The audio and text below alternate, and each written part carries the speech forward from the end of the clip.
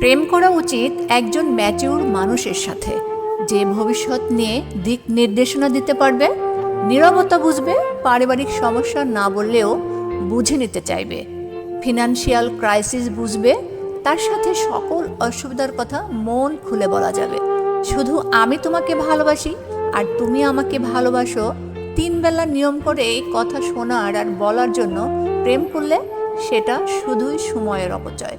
পৃথিবীতে ভালোবাসার জন্য বহু মানুষ থাকে, মন দিয়ে মনের কথা বলার আর শোনার মানুষ একজনও থাকে না। কারণ ভালোবাসা মানে শুধু মিষ্টি কথায় সময় কাটানো নয়, ভালোবাসা মানে একে অপরের কঠিন দিনগুলোয় পাশে থাকা। একজন ম্যাচিউর মানুষ কখনো তোমার উপর চাপ সৃষ্টি করবে না, বরং তোমার বোঝা ভাগ করে নেবে। সে জানবে সম্পর্ক শুধু সুখের সময়ই নয়, ঝড় আসলে কেমনভাবে একে অপরের পাশে থাকা যায় সেটাই আসল পরীক্ষা। তোমার ক্লান্ত চেহারা দেখে যে বুঝবে তুমি কষ্টে আছো, সেই সত্যিকারের ভালোবাসে। প্রেম তখনই পরিপূর্ণতা পায় যখন দুজন মানুষ একে অপরের নীরবতা পড়তে শেখে, কথা না বললেও বোঝে কি সমস্যা হচ্ছে। কারণ আসল ভালোবাসা কথায় নয়, অনুভবে টিকে থাকে।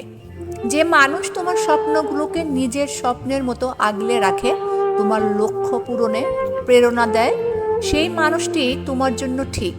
প্রেম মানে তো একসাথে এগিয়ে চলা, হাত ধরে জীবন গড়া। শুধু ইমোশন নয়, রেসপন্সিবিলিটিও এর অংশ। একজন পরিণত মানুষ জানে কখন চুপ থাকতে হয়, কখন বোঝাতে হয়, আর কখন ভালোবাসা দিয়ে সব ভুল ভরাট করতে হয়। এমন কাউকে ভালোবাসো যে তোমার ভবিষ্যৎ নিয়ে ভাবে, তোমার ভয়, তোমার স্বপ্ন, তোমার পরিবার সব কিছুকে নিজের মতো করে গ্রহণ করে। ভালোবাসা তখনই টিকে থাকে যখন সেটা স্থিতিশীল হয়, যেখানে প্রতিদিন ভালোবাসি বলার দরকার পড়ে না।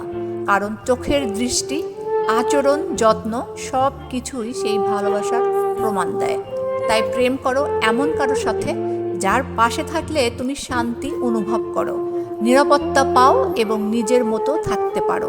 যে মানুষ তোমায় বদলাতে বলে না, বরং তোমার অপূর্ণতাগুলোকেও আপন করে নেয়, সেই মানুষটাই তোমার আসল গন্তব্য। শেষ পর্যন্ত প্রেম টিকে থাকে না কথায়, টিকে থাকে দায়িত্ব, সম্মান, বোঝাপড়া আর পারস্পরিক শ্রদ্ধায়। ভালোবাসো সেই মানুষটাকে যে তোমার হাসির কারণ হতে চায়, কান্নার নয়।